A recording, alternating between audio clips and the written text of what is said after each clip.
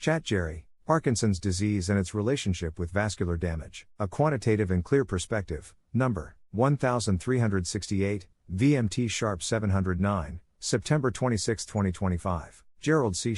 EclaireMD Foundation. Category: Neuroscience. Mission statement: I write these medical papers not for fame or recognition, since I have already lived a long and successful life, though not always a healthy one. My purpose now is to share what I have learned about health, disease, and medicine, so that others can better understand their own conditions, prevent illness, and live longer, healthier lives. What is Parkinson's disease? Parkinson's disease, PD, is the second most common brain disorder after Alzheimer's. While Alzheimer's usually begins with memory decline, Parkinson's starts with movement problems. People notice slower walking and smaller steps, tremors in the hands or arms, muscle stiffness, balance problems and falls. Inside the brain, a small region called the substantia nigra begins to lose nerve cells. These cells normally make dopamine, a brain chemical that allows smooth and coordinated movement. Without enough dopamine, the brain works like a machine without oil.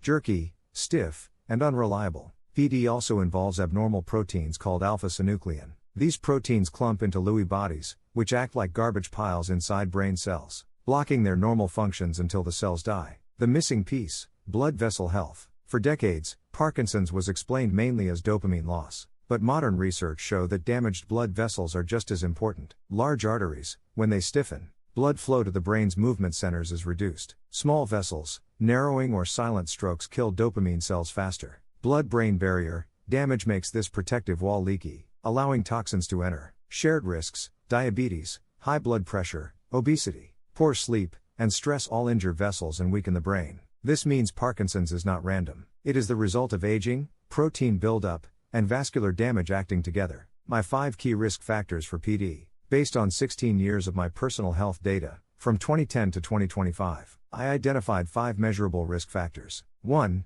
Health age. Your biological health matters more than the number on your ID. By tracking 10 metabolic factors, 4 key biomarkers and 6 lifestyle factors, I estimate whether my body is biologically younger or older than my calendar age. 2.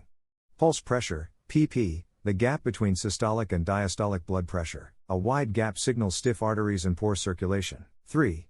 Fasting glucose in early morning, FPG, high morning glucose damages vessels and speeds protein buildup in the brain. Diabetes almost doubles PD risk. 4.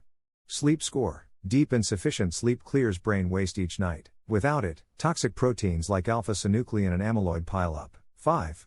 Walking steps. Daily walking strengthens vessels, lowers stress, and protects the brain. A sudden decline may be an early warning sign of PD or other brain decline. My PD results, from 2010 to 2025. In 2010, my PD index score was extremely high at 165. By 2025, I cut it to approximately 95, about a 42% improvement. Glucose dropped from 220 to 87 mg/dl. My health age fell by almost 8 years. Steps increased to from 14,000 to 16,000 per day, though they dropped after my recent stroke. Sleep hours and quality improved, helping the brain clear waste. Pulse pressure widened with age, but other gains outweighed this setback. What my data show: high glucose, vessel damage, faster dopamine cell death. Lowering glucose gave me the biggest gain. Wide pulse pressure, stiff arteries, poor brain supply. Even with good glucose, PD risk rose when PP widened. Poor sleep, waste proteins accumulate. Sleep acted like a nightly cleaning system. Low walking steps,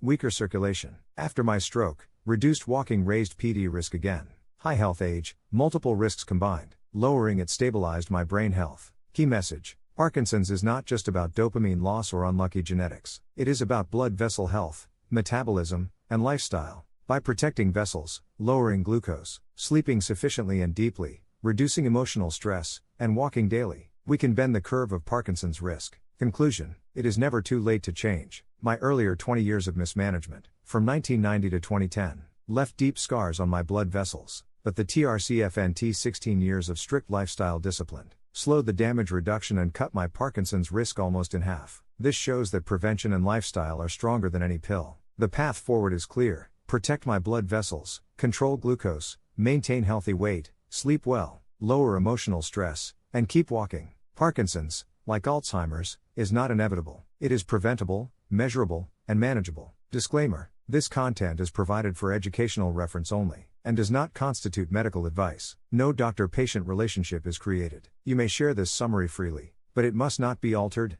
edited, or republished as your own. All intellectual property rights and copyrights for this article and its related materials belong to the author, Gerald C.